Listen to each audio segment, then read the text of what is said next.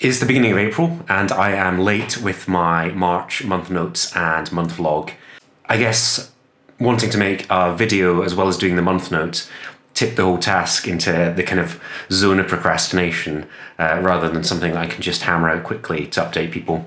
So March went pretty quick and quiet. Now in the beginning of April, we're starting to come out of lockdown here in Scotland, and by the end of the month, a lot more things should be open, so outdoor drinking and dining, so that'll give us more chance to go out and see our friends, albeit still in small groups.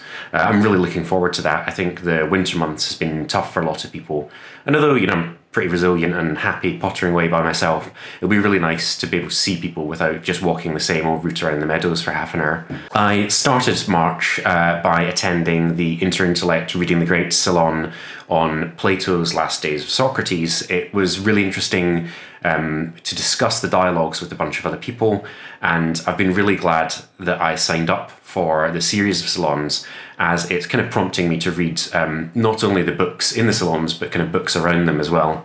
So I think I'm learning a lot about topics that previously I've been interested in, maybe read one or two things, but it's a little bit more systematic, and it gives you a reason to do something. If you're preparing for a salon to chat about stuff, it makes you think a lot more about the stuff you're reading.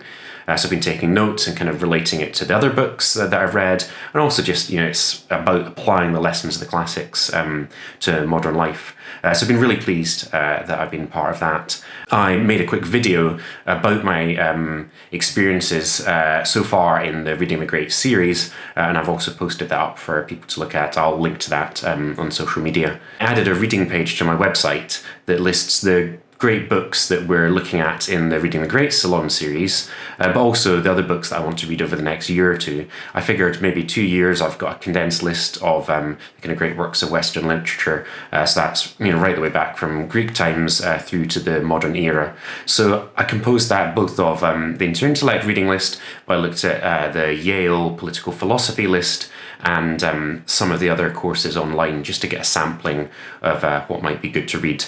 So if you're interested in that, check out my website, jamiemchale.com/reading. I'll be putting book notes up once I've got those together. I'd be really keen to get in touch with other people who are reading great works of literature, perhaps just so we can share information and resources. It's always good to be in touch with people who are doing the same kind of things as you. I'm starting to wrap up the end of the Open University course that I've been doing. So I have been doing the Open University A111 Introduction to the Arts and Humanities, which is a prerequisite for studying towards a History and Politics degree. I don't know how far I'm going to take it, but the course has been pretty interesting. It leads you quite systematically through some different bits of history. I need to decide over the next couple of weeks if I will be doing the next part of the first year of that course in October.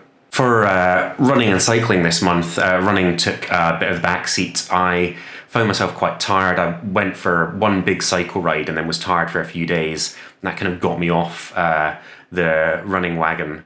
So I've done some running. I'm a little bit behind in my yearly target now, having been ahead over the first few months of the year, but I'm starting to pick it up again in the last few days. The cycle ride that I did was excellent. I bought a new bike at the end of last year. It's a bike suitable for gravel riding and bike touring, but I'd not taken it out in gravel yet. So I cycled down through the south of Edinburgh, out through the Pentlands, went a much longer way across the trails than I'd normally do when I'm walking, and then took a right and headed up to South Queensferry for quite a nice day ride. I also posted the route on my commute profile if anyone wants to follow along with me there.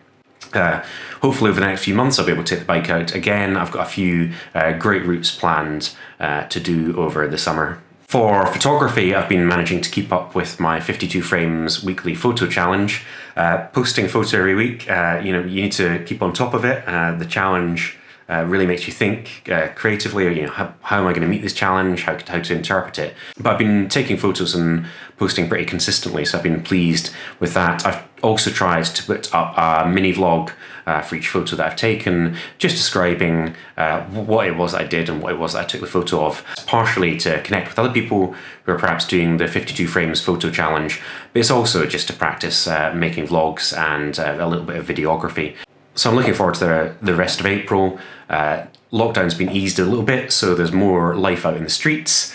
and hopefully at the end of the month, the further easing of lockdown will go well, and I'll be able to meet up with a few more people and feel a little bit safer about doing that. So I'm looking forward to seeing a few more people over the next month, and I hope you enjoyed this update. I will see you at the end of the month.